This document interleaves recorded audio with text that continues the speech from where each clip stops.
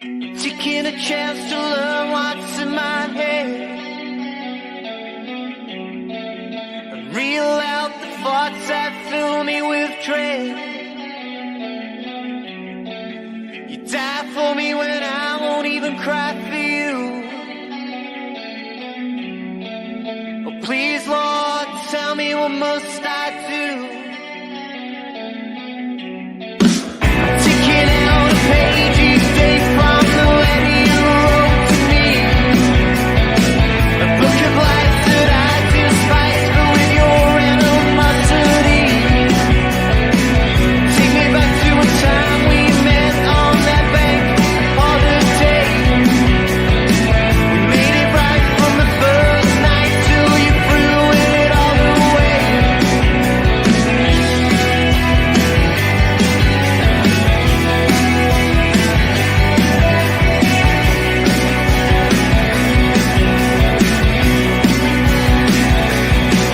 Would you dance to make my grave when I'm gone?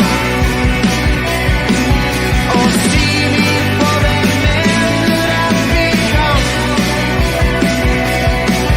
Would I see that you care when I'm in need of you the most? But you don't care. You're not there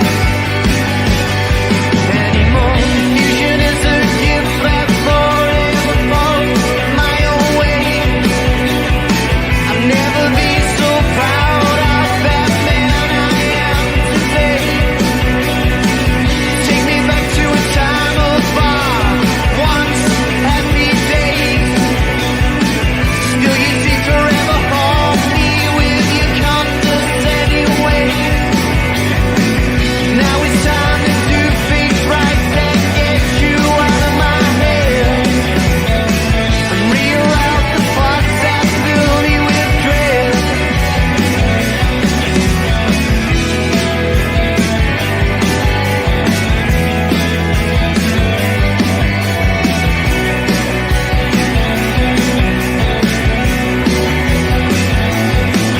Would you dance to make my grave when I'm gone? Or see me for that man that I've become? But would I see that you care when I'm in need of you the most?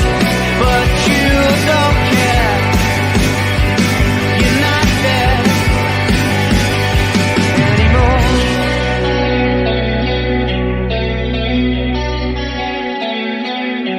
And the pain you caused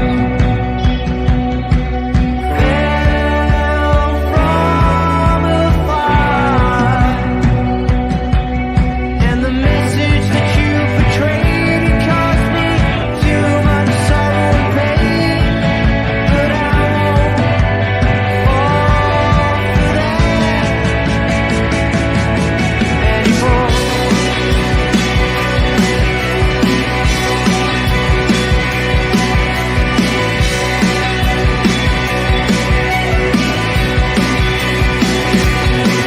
Would you dance to make my grave when I'm gone? Or see me for that man that I've become? Would I see that you care when I'm needing you the most? But you don't care. You're not there anymore.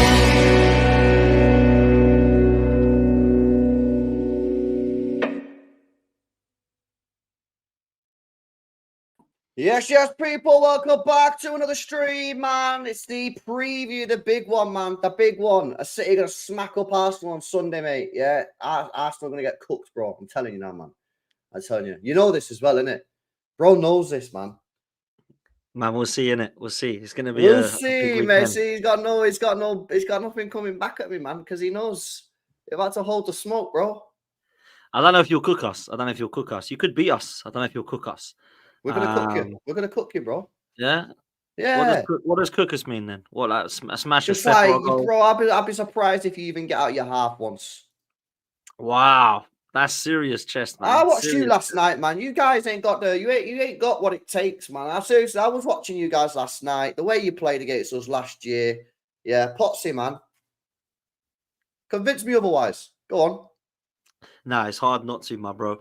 Last night was bad, man. Last night was bad. It was really bad. And we can talk about positives. We can talk about defense as much as you want. You can talk about Raya, who deserves a mention, by the way. That's I all thought I that was ever really hear now with good. Arsenal. Our defense has been. I thought it was this free flowing attacking team, bro. Well, we're not been able to be, man. That's for sure. What I want to see is a little bit of both.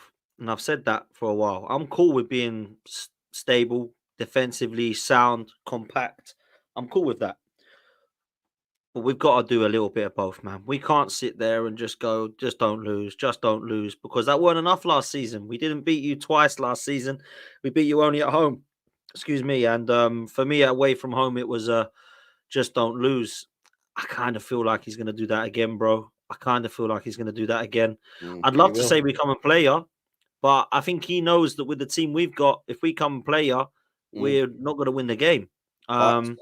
Odegaard's a massive, massive miss for us. He is. He's like the equivalent of you having KDB out, who I don't know if he is or is not. Pep's kind of being quiet about that. The difference is, bruv, you've got somebody to come in. We haven't. We haven't. You know, you've got Foden, you've got Bernardo, and we didn't sign anyone, bruv. So I'm kind of frustrated.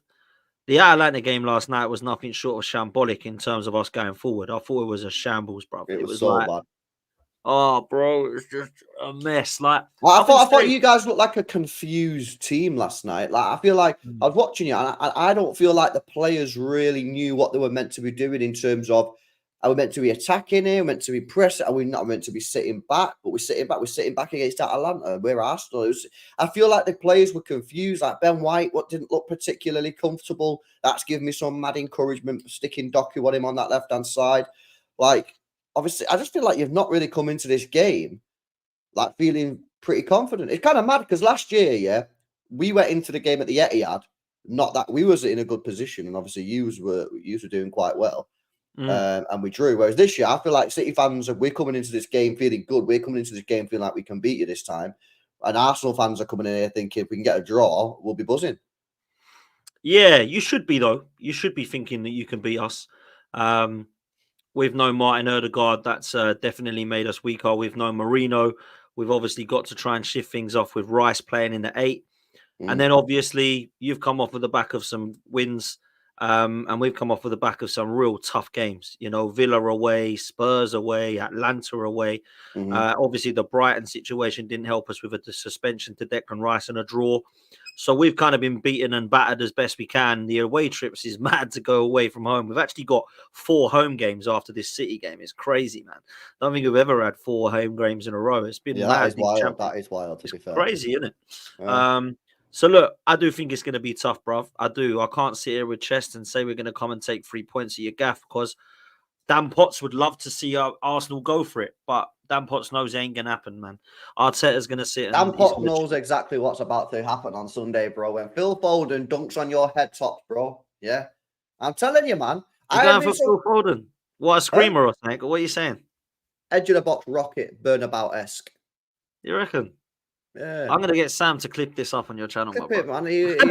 He'll be clipping a celebration. Celebration stream is what it's going to You're be, that bro. confident. You're that confident. Bro, trust me. Like what? The quality Walk in the will park. out.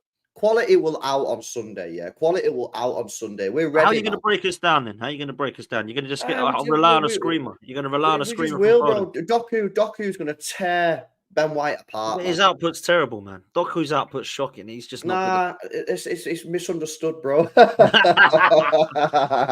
Doku's misunderstood, man.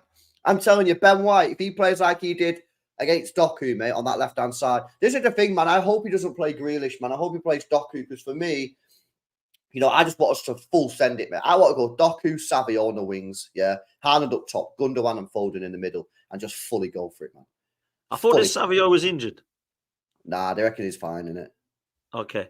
Look, Yeah. I can't deny the fact you've got quality, man. It's hard for me to show chest. If we were going into this game where we've got a fully fit side and we're banging in goals left, right, and centre, of course I'm gonna have chest. But we've been surviving in the last few years. Even against Spurs, we were shocking. We weren't outstanding. We weren't outstanding against Villa, but we got the job done. We weren't outstanding last night. We come away Mm. with a point, which a lot of people say is a good point, and a lot of people, I think you even might have said it to me, that just chuck this game and concentrate on City. So we've got to a stage now where we get into the City game. We've been fairly unscathed to now. I'll tell you this now, bro, right? Real talk. If we don't lose this game, I think we have to sit there and go fair play. Arteta, fair play. You've got us through a nasty set of fixtures, which everyone was rubbing their hands together, all these Yeah, I rival will do fans. because you guys could have been 8 points behind us. You know what I mean? If you would have lost the Spurs game and lost City, you could have been 8 points behind us. I think if you draw the game, you come out 2 points behind. If you win the game, you're 1 point ahead. I think everyone's Yeah. got to look at that and say fair play.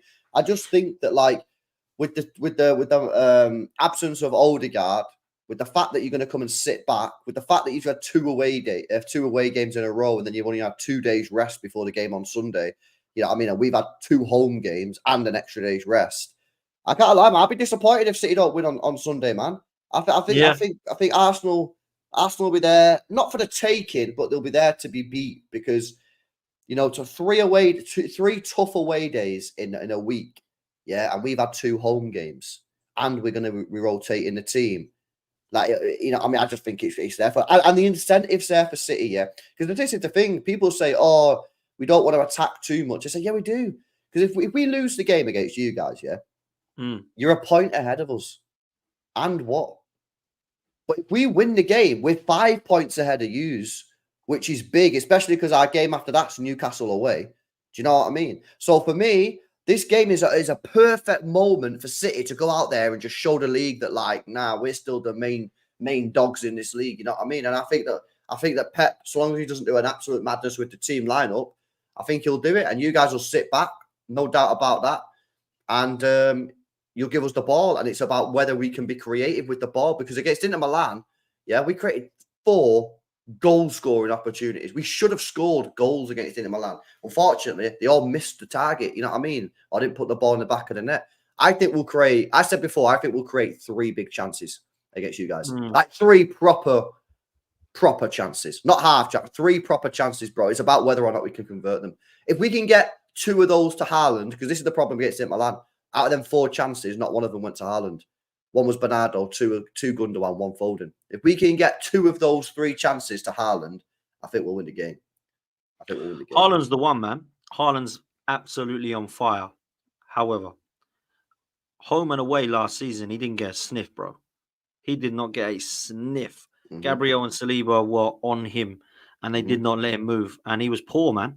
And he had no answer. We've got to rely on that again. Now, it would be foolish to just completely concentrate on Haaland because you've got quality players as well. Other than Doku, who I don't think is outstanding. I do look at Grealish and think he can cause problems. Doku can turn you inside out. But you think Grealish can cause problems, but Doku can't cause problems? I think what Grealish does offers more to Man City, if I'm honest. I think Grealish is one of the reasons why I think he was quite underrated in the treble-winning season, Grealish. Yeah, he was. He was underrated. Facts. Yeah, he was. I don't know about this Doku, man. Like, it's all right. He's like a St. Maximan, innit? He looks beautiful on the ball, but then he don't actually look at his stats and think, what's he done? And it ain't much. Ah, but bro, this is the thing, man. I'm being deadly serious. Yeah, this guy should have had 3 assists already this year. My team can't finish. Well, it's not his freaking fault, bro. Like he literally passes. Sorry, I heard you wrong. I heard you wrong. Yeah, bro, this guy literally passes the ball to someone 6 yards out from goal, and he sky it all the time, man. He should have had 3 assists. Maybe you're right. Maybe he can do more than Grealish. I prefer Grealish, but if you're telling me Doku's better, fair play. But what I've seen, I look at this Doku guy and he just flatters to deceive, in my opinion. I look at him and I'm thinking, yeah, you can turn a few players inside out, but then what I see from him after that is a bit meh. I don't see much. The thing is with Grealish, I would play Grealish against Arsenal if you guys would. If I thought you guys were going to come and play football, yeah, I'd probably play Grealish. But because you guys aren't going to play football and you're just going to sit there, I think Doku's the better option because Grealish he can't take players on. So what's he going to do on the left wing? Just pass it back to Gundogan. I think that's not really ideal for me. Doku can actually do something. He can win penalties. He can go down the left, come in on the right. Like I say, if we was if we were like the Emirates, I'd probably be more favoured. I'd be probably favour Grealish a bit more than Doku. If you guys were going to play open football, I'd probably favour Grealish more than Doku, because then that's where his strengths really come into the game. But in a game like this, where you guys are just going to be sitting there, I just don't see the point, really. I just don't know what Grealish would offer against a team that's going to play a low block, which Arsenal will, understandably so, because they want the point. Do you know what I mean? Yeah, I do get what you're saying. And Ben White hasn't been good the last 2 games, by the way. He's been really poor against not just Atlanta, but against Spurs. I didn't think he was grand. I mean, I think he did a watch along for it. He gave the ball away a couple of times. So look, I honestly believe that Ben White is a good right back, and I'm cool with him playing. But he hasn't been good in the last couple. I do think that Doku can cause problems. Don't get me wrong. I just don't look at his end products and think it's good enough. Now, you're right. In terms of assists, that's not down to him. He can only lay the ball off. They're going to balloon it over the bar. That ain't on Doku, right? But I just don't know that I rate Doku at the standard. I don't think Doku will still be playing at Man City in the next couple of seasons, in my opinion. But I'm not just worried about Doku. I look at your players. I look at Foden. I look at Bernardo. Even if KDB's out, if Savio does play, I think he's a baller. I'd have more problems with Savio than Doku, in my opinion. I think he's a baller from what I've seen. But your players are back now, bruv. Rodri, he's going to play, isn't he? He's going to play. So you got Rodri back. He's not even been playing for City, and City look like... Because to be fair, bro, teams have actually got a little bit out of City. When teams have actually gone at City, they've actually scored. Even Ipswich scored first. Do you know what I mean? They went and had a go. Yeah, they got battered in the end, but they actually went and had a go. Obviously, Brentford, they could have been 2-0 up, to be fair to them. 3-0, 4-0. Well, there we go. So I kind of feel like Arsenal should go and give it a go. We just should. Now, I understand that last night it don't look great in attack, and people will say, well, if you go and attack like that, you ain't going to be 1-0 up. You'll end up losing the game. I get that, but we can't look like that. We've got to go, look, this is the same attack that, most of them are still here that got the 91 goals from last season. We can score goals. Yes, we're playing in more of a defensive way. I get that, and it's nullifying our attack, and our midfield is nullifying the attack. But what happens if we go and do this? Let's sit back, and we go 1-0 down. Game plan, boom, out the window. What do we do then? We've got to come back into it then and go at least 1-1 and try and win the game 2-1. So I just think if you're going to go with this, it's risky, but you've got to accept that you're either going all out to get this 0-0 or you're going to do a little bit of both. And that's soak up pressure. I'm cool with that halftime 0-0, but you go get that killer instinct. And I don't know if that's a good way to say that we stink out a 1-0. But for me, I want to finish this game and go, do you know what? I know it was 1-0, but we had 4 clear-cut chances there to win the game. Because last season when we played you, Ake had a header and Jesus had a shot. And then obviously we had the Trossard moment, which he should have done better with to win us the game, but he didn't. That was it. There was nothing else. And both teams, Man City will be like, bloody hell, that's poor from us. We couldn't break them down. We had nothing. We just couldn't lock them up, couldn't have an answer to it. I kind of feel like we're going to be talking the same on Monday night on my show, man.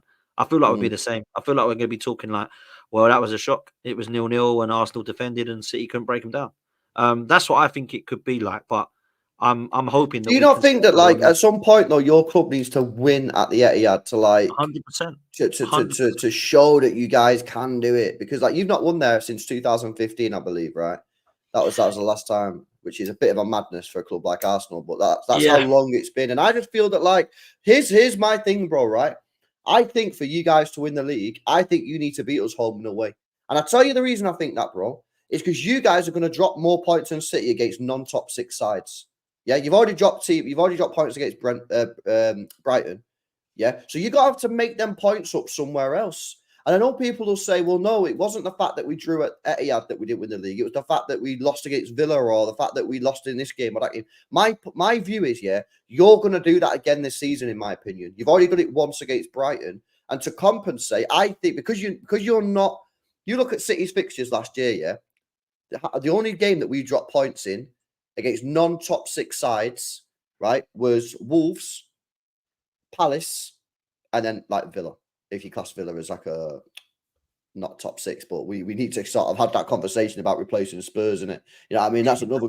That's something that Potsy and me will agree on. Yeah, is like at some point, chat, we gotta have a conversation about Spurs, about the big 6, because they ain't really big 6 in right now. No. Tobes on Toby on the big six. Your position is at risk, my friend. Although he might go, if you get fucking relegated on 115, so is Big Steve. So you know what I mean? There might be a couple promotions. No, you're right though. You're right though. Because Relegations, man. we dropped points last season against West Ham, against Fulham. And they were the games that I looked at. Aston Villa as well, obviously, did us. Look, we have got an unbelievable record in 2024. We've lost one game, and that's the Villa, right? When I look at it, the reason I believe that I agree with everything you've said in terms of beating you is because if we beat you and go 1 point, there were people, and I disagree with this, but there were people on Saeed's channel saying I make Arsenal favourites for the league then. Now, I don't, because I still think your squad's better than ours, right? And 1 point's nothing behind us. But if we do that and we come out of that and we have already played you away, Villa away, and Spurs away, that is a very, very good position to be in. And that's why I want to win this game, LB. People will say to me, just take a point, get out of there. Yeah, cool. I'll take a point. That's fine. But I want to win. And real talk, if you said to me now, do you want a point? I'd probably say, no, I'm going to go for it. I'm sitting there believing. If I offered you a point now, you wouldn't take it. Yeah, no, I want to win. I want to win the game, man. I want to win the game. I want to win it. I'm sick of going there and just picking up points. I want to go and beat you. Like, you know, and I want to do it this season so bad, because if Pep does go next season, which I don't know if he will or not, I want to win it when he's still here. I really want to win the league while he's still here. Because what will happen is you'll go next year, we'll win the league, and they'll go, oh, that's to wait for Pep and Klopp to leave before Arteta can win it. So I want to win the league with you in there, man. So when people say to me, oh, do you just want to take a point and get out there and go, actually, no. Listen, I'm not going to be devastated if we draw. Of course I'm not, because it's not a bad result at the Etihad. But I think we need to be in a position where if we're going against you boys, we've got to be going up against you to win it. 100%. And, you know, last season I wanted to win the game. I felt it was a missed opportunity for us. But when I looked back, I thought it's not the reason we lost the league, because obviously bloody West Ham and Fulham and Villa was. But it was one of the reasons, or one of the fixtures that we'll look back on and go, could we have? And I think the answer was yes. And I've got to look at this and think, if we're going to play in a similar way, when we get that chance, you've got to bury it. And at the moment, Martinelli's not finishing his dinner. Saka, surely he's not going to start Martinelli after yesterday. Well, that was shocking for him. He had 2 big chances to win the game, both of them poor efforts, man. Terrible. And you know how much of a fan I am of him, man. And I really like the kid. And my biggest frustration, I suppose, and I said this to you earlier, is that at 17 years old, he come onto the scene, and he did burst onto the scene. Emery gave him his chance. He was actually playing him up top, and he scored 10 goals in his first season at 17, 18. I was like, who the hell is this kid? He's phenomenal. And then obviously when we got to the stage where Arteta took over, he started to play him more as a left winger, and then he got that position, got 15 goals the season before, and everyone thought, right, he's ready now. This is brilliant. I don't know that he's developed that much, LB, from a 17, 18-year-old to a 22, 23-year-old now. I think there's a lot more of his game he's got to learn. He still runs with his head down. He's still quite rash. He still rush of blood to the head. He still make decision-making at times. I'm thinking, you say drop him. Do you know what that means? Sterling plays. Raheem the dream, innit? You know what I mean? The problem is, he cooked us last year when he played for Chelsea, no? Yeah, apparently.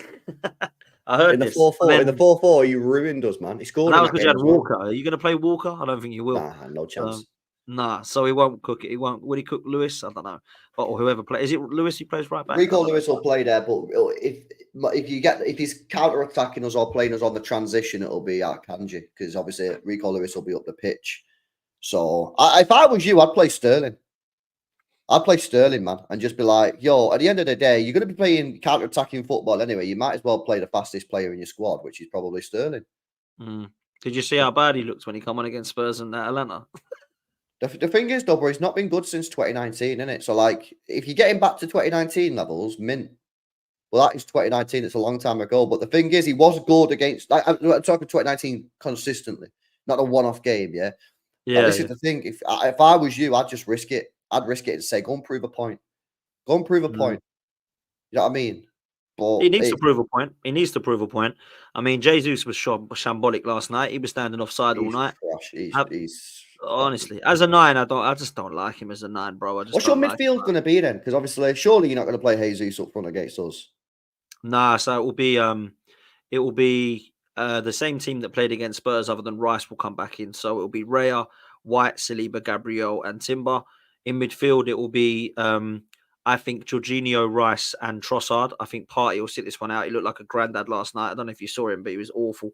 And then I think it will be Saka, Martinelli, and Havertz, unless, of course, he plays Sterling instead of Martinelli. So Trossard, or he might play Jesus. He might play Jesus wide. Who knows? Yeah, Could do that, I suppose, but I don't know. that is a crazy one. Big up to Alan as well with a member for 3 months. Big up to you, bro. Says smashing Arsenal by 3 goals. Mark my words. Going to show why Saka is the most overrated Englishman to ever play the game. Enjoy your day, boys. Real That's shit. extreme, man. That's Huh? extreme. That's extreme. Just a bit extreme. Come on, man. Saka, the most Alan's funny, and overrated. he's like the biggest hater of Real Madrid I've ever known in my whole life. Oh, really? Yeah, it's a madness. By the way, guys, make sure you are smashing up the like button, man. Not even at 100 likes yet, innit? Come on, guys, smash that thumbs up button. Make sure you guys are subscribed to the channel as well if you are new. Where do you think you're gonna hurt us, bro? If you are gonna win this game, where you gonna hurt us? Are you just gonna say set pieces, counter attack? Do you think that you could actually break us down if you get on the ball? Like, how do you envisage the Arsenal goal going in your mind? Yeah, it's really negative to say, isn't it? But set pieces has been our best friend for the best part of 12 months. It really has. And I honestly believe that's how Arteta believes we're going to do it. Gabriel, every time we get a corner, man, Gabriel and Saliba are sitting there. And I'm like, go on. It's looking good. Free kicks as well. So obviously that's one option of us scoring goals against you. If we go 1-0 up, mate, I'll say this now. I'll be really disappointed if we don't win the league, win the game. I'll be really disappointed if we don't win the game if we go 1-0 up, because it's the same for me, though. Same for me. Oh, absolutely. Same for Man City. If you go 1-0 up, it's long for us. But I think if we go 1-0 up, I think that becomes very interesting then, because you're going to play your own way. You're going to keep going. Arsenal have come to try and not lose the game. If we go 1-0 up and we still don't win the game, that is going to be poor. So yeah, look, we could do that. A set piece can go in. You've looked pretty vulnerable in the first 10 minutes of some games that I've seen you play, even against Ipswich and Brentford, and I think we've got more quality than them. So absolutely, we can score.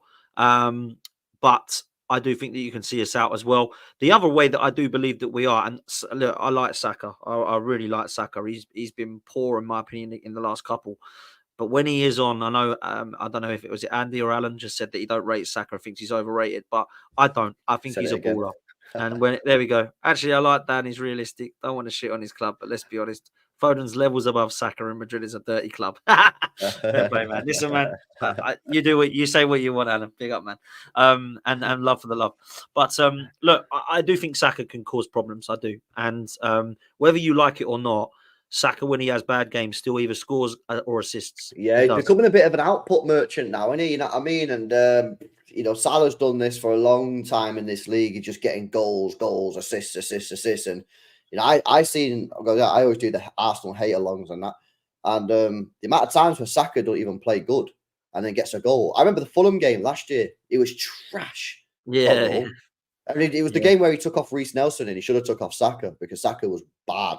And but he still scored. And it's like when you have those players in your team, like we got it with De Bruyne. Like when De Bruyne didn't play well against Inter Milan, still put one on a plate for Bernardo Silva.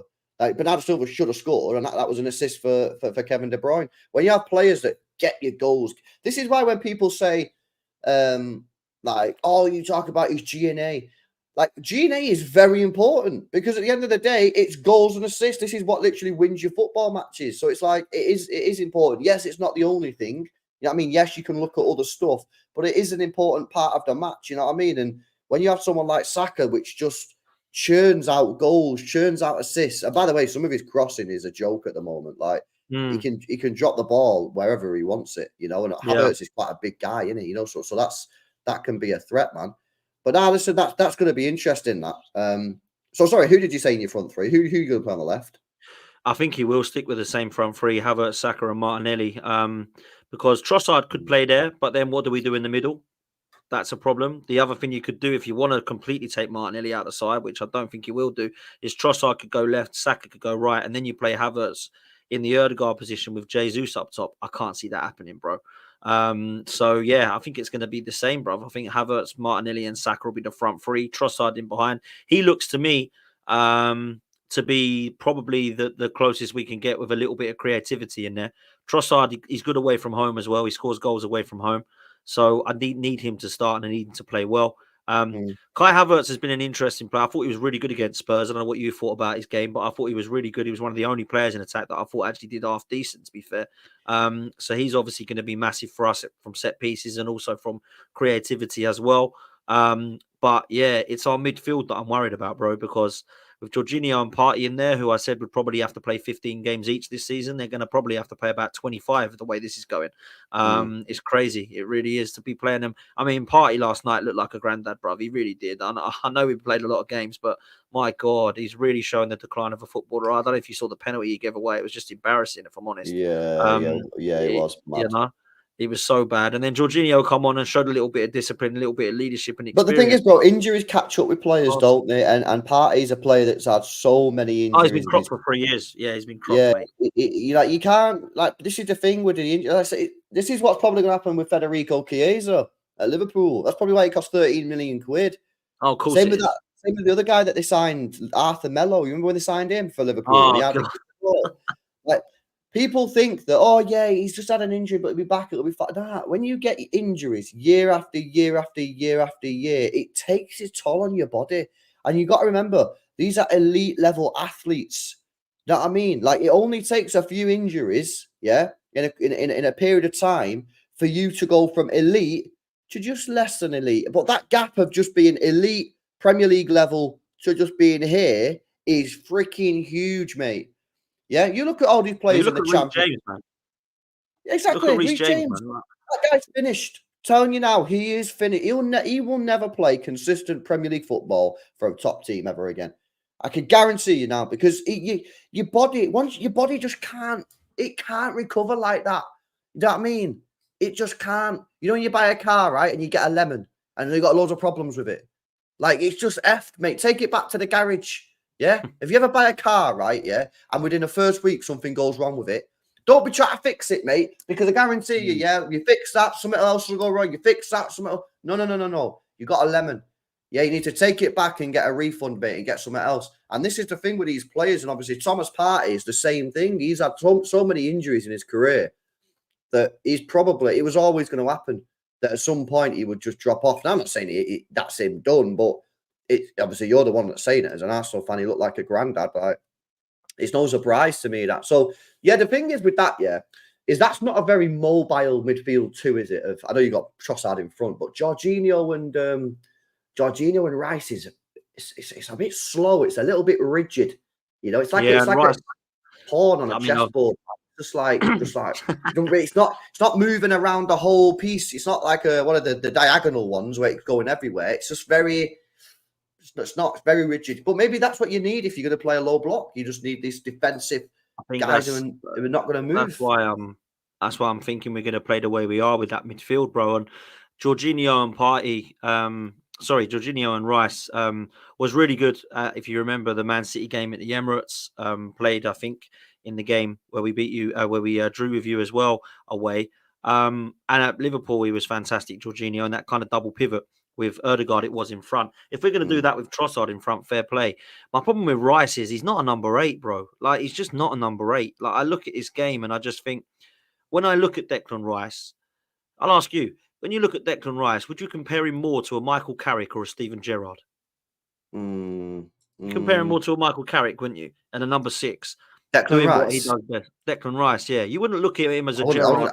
I wouldn't compare him to Michael Carrick. I think he's completely different. No, but in terms of the attributes, in terms of like the position, then, like a number 6 or an 8. Oh, the position. It's more positioning of it's more. There you go. Yeah, I'm not going to compare him to Carrick because Carrick's class. But what I'm saying is, you know, in terms of where Carrick played in that position, I wouldn't say he was a Gerrard position. I would say he's more of a Carrick position. We're trying to play him as more of a Gerrard position, and it's not working, bro.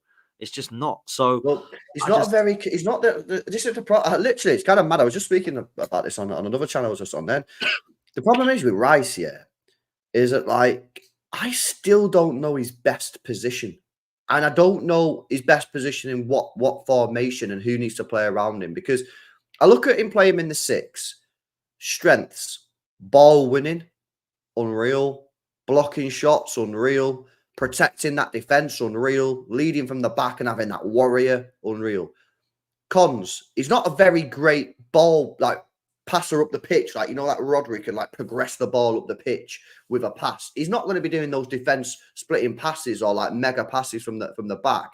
If you move him into the 8, the 8's not a bad one if you've got a really creative player next to him. Do you know what I mean? But then If Odegaard has an off day, which he can do, is Rice going to supplement? This is why I loved having Gundogan in the team, because you had your De Bruyne creating, but then if De Bruyne had an off day, Gundogan was always there, ready to create and score goals as well. So this is the thing with Rice. I don't know, man. I think he's a 6. Yeah, he is. And then you need like 2 attacking players, or maybe one of them. Our three's going to be Rice, Marino, and Erdegaard. Yeah, I was going to say maybe Marino. Unfortunately, both of them are bloody injured, so he's having to play in the 8 at the moment, which he isn't, and that allows Jorginho and Jorginho and Partey to have to come in the 6, which is fine because that's what they're there for. But you don't want them playing every single game in the 6, both of them or either of them. We haven't got Erdegaard either, so that means that all of them are now out of position. So it means we haven't got our number 6 because he's playing in the number 8. We haven't got our number 8 because our 6 is playing there, and we haven't got our number 10 because Erdegaard's out. So it's like all of our midfield is actually ski with. So people are saying your attack is absolutely shocking. Big up yourself. They're saying your attack is absolutely shocking. Listen, the attack is bad, but our midfield is the problem at the moment, in my opinion. I love it, because I said your transfer window was trash, bro, and like so many Arsenal fans was cooking me and was saying you're just a hater, and I was just like, you've had a trash transfer window, bro. I said, where's the Odegaard support? You got 1 creative midfield. You're in 4 competitions, bro. Four competitions you're in, and you got 1 creative midfielder. Do you know what I mean? What's going on there, man? This Marino's like a bit of a gamble. No one really knows too much about him. Sterling is, like, let's be honest, an opportunistic signing. You wouldn't have got him unless, like, obviously he needed to leave. Calafiori, looks like a good signing, and that looks like a good, like, boost of your defense and good squad, like, cover as well, because you've got, like, a pretty decent set of defenders now. How many you got? You got Timber, Zinchenko's still there, Calafiori, Gabriel, Saliba, Ben White, Tomiyasu still there, Kivior's still there, isn't he? Yeah. So you've got like a decent. You don't need any more defenders. That's chill. But I was mad shocked that you didn't get another creative midfielder. Mad shocked. Same, bro. And I said this, but when you say this, you're negative, man. I just literally had someone in my stream now when I was going through it, and he come in the chat. You're so negative. Who the hell do you think's going to sit on the bench for Erdegaard? They all want to play.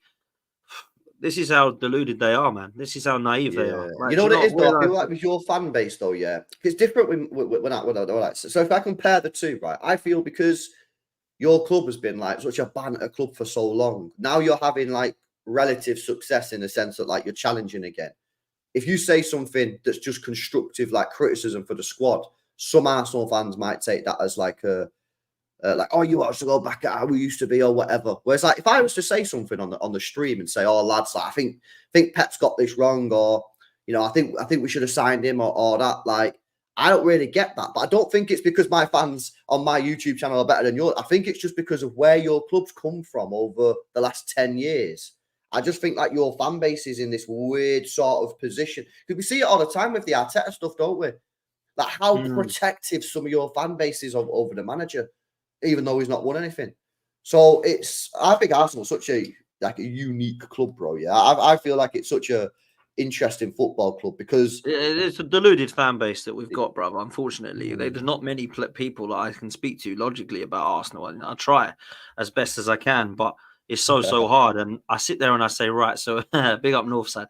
So we'll get to a stage where Erdegaard will be injured. What happens then? Well, we'll just play. And you think, it's now happened. So what we doing now then? Because we ain't got Smith Rowe. We ain't got Fabio Vieira. We ain't got Eddie Nketiah. And we also sold, on top of that, Reece Nelson. And we bought one player in, Sterling. So who replaced the other 3 then? Who replaced Eddie? Who replaced Smith Rowe? Who replaced Fabio Vieira? I didn't rate those 3 in terms of going for a title. I was more than happy to see the 3 of them leave. But why the hell are we not replacing those 3?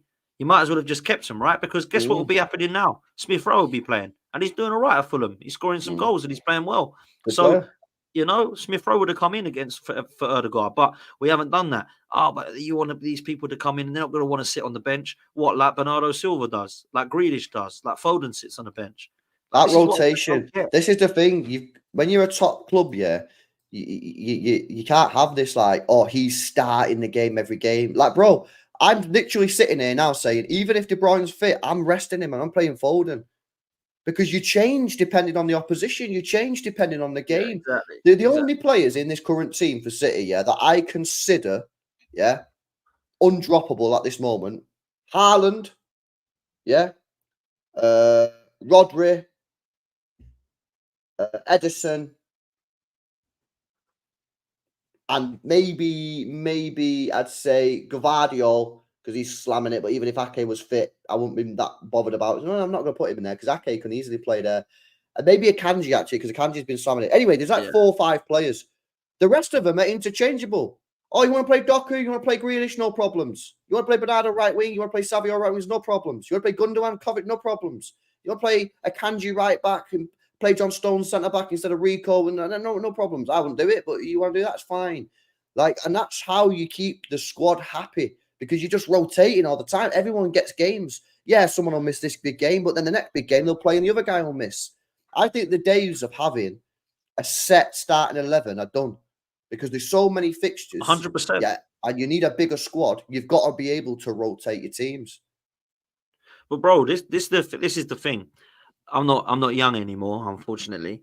So I go back long enough to know what we used to be like under George Graham and Arsene Wenger, before some of the people thought top 4 was a trophy, right? Because that's what some of the young fans think, that top 4 is a trophy, and Arsenal were actually finishing 3rd now, not 4th. 2nd now, not 4th. They get excited, right? But I remember when we were winning leagues. Does anyone remember who we had up front at Old Trafford in 2002 when we won the league? It wasn't Henry and Bergkamp, it was Wiltord and Karl, right? So we had strength in depth. Can you believe it? Do you remember Can that you goal? believe it? Yeah, the hat-trick goal against Chelsea. So when you've got Kanu, when you've got Wiltord, when you at the time had Ray Parlour, Edu, Gilberto Silva, these are teams that were part of our squad, right? We used to go into the tape. We had Reyes, Van Persie, Fabregas all on the bench. Like, this was when we went unbeaten. And people forget this. They think we just had Henry, Bergkamp up top every single game. They think we had Perez and Lundberg every single game. These players I mentioned were so important. Kolo Touré and Lauren, Keown was still there at the time. Pascal Sigan, I know he was gash, but he was still there. Gael Clichy was there to cover for Cole. So we actually had literally cover in every single position. But Arsenal fans that are the young players, they think you just have 12 players and that's it. And every single team, why can't we compete in all 4 competitions? Because we've got 12 players, mate. Like, we can't. Now, I know we've not got 12 players. We've got more than that now, but we've still not got a big enough squad, in my opinion. We were, I said this to you, right? Eze and let's just say Tony, because we weren't going to get the other ones. Eze and Tony wasn't even £100 million. Yeah. Why did we not do that, man? Why did we not just go and get them too? Because now we're talking about Eze lining up against Man City and Tony starting up front. I know. And this is the thing that winds me up, because I say stuff like this, and obviously you know it because we did a show together and that. And I say, like, I'm not sitting there saying Arsenal need to spend 200 million, 250, 350 million in the summer. I completely agree. If you guys would have, listen, I went off Tony a little bit, but if you would have had him as an option, you get Tony for 40 million, you get Eze for like 55 million or whatever, that's 95 million. You still get your Calafiori. What did he cost? 40 mil. Yeah. You're at 130 there, and straight away, I'm looking at that and say, Eze's a great one as well, because he can play on the wings, he can play attacking midfielder, and he probably could play as a striker in that worst case scenario. So that's like pretty much chill. And Marino. And Marino as well. And bring in Marino for 30. What's that then? So you're looking at what? 180? But you don't need Marino. You could have just had Eze. You know what I mean? And then that's chilling. So that's just the thing with me. I look at it and think, I just don't think. I'm not sure what Arsenal and Liverpool were playing at, if I'm being honest with you. No, it's awful. Liverpool are a joke as well. But listen, Liverpool and Arsenal are not done enough to be serious about this title race this season. That's why I've not predicted either of them teams to win the league. I've predicted it to be Man City, right? But when I look at this game, I feel like if we go away from it and we're like, wow, let's just say the unthinkable happens, because I don't think we will beat Man City, right? And you'll see that when I give my prediction. But for me, I look at it and I think if we win this game, we are top of the league by 1 point, and we've got through one of the hardest starts to a league that I can remember in a long time.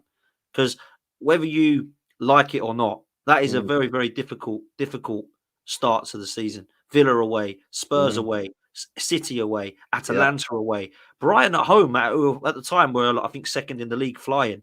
That was tough as well. So there's only really Wolves at home so far that we've played where I'm like, that's 3 points. The others you're not sure about, bro. So for us to get through there, so that fix, I'll be like, wow, now we've got Bolton at home in the cup, Bournemouth at home, Leicester at home, and Southampton at home.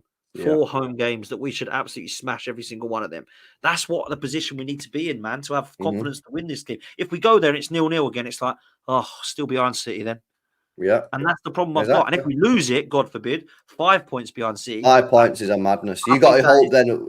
Nah, bro. If we beat you this Sunday, you just got to hope that Newcastle beat us on the week after, just to bring it back close again. Do you know what I mean? Which is your hope. Listen, let me go through these super chats, man, before we wrap up. Guys, make sure you are smashing up the likes as well in the stream, man. Let's get those likes up. We're not 150 likes yet, man. Come on, guys, hit that thumbs up button, man. It doesn't cost you a penny. Massively help support the channel as well.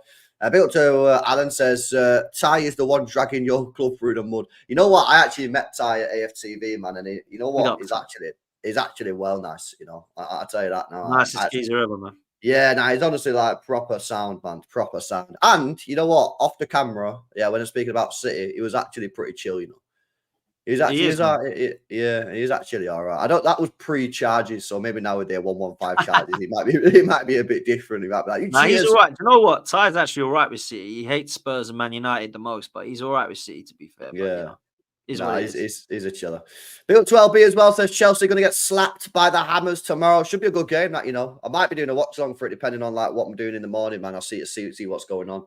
But listen, it's going to be a madness. Big up to everyone in the chat. Big up to Potsafe and Football's 12th Man podcast. I go on his channel every Monday night, by the way, guys, on his Race for Europe show. So make sure you guys are getting on that 8 p.m., 9 p.m. usual start times. But yeah, man, listen, bro, you're going to have your phone on? Of course. Is he balls, man? Look at him. I mean, just I don't want any messages after the game. So sorry, bro. Phone was on silent. Yeah. When we're 2-3 up, mate, I'm ringing you. You're getting cooked. Just know that. Yeah. Lee Gunner, you're all getting it, man. You're all getting it big time. Yeah, because I've had enough of this. I'll tell you what, like that goes both ways, man. If it's like 88 minutes gone and it's like 2-0 Arsenal, just get LB, have a little call with him. Yeah, no, listen, I'll be there. We'll be there. Sweet. Big up, man. Listen, big up to people, man. Enjoy the rest of your night. I might be doing a Madden stream later on. I'm going out now watching Interstellar at the cinemas, in it, because it's back on for the 10th year anniversary, man. So I'm going to go and watch that, and then depending on what time we get back, we might be there. But yeah, listen, big up to you guys. Enjoy the rest of your Friday night. I'll catch you guys in the next one. Peace out.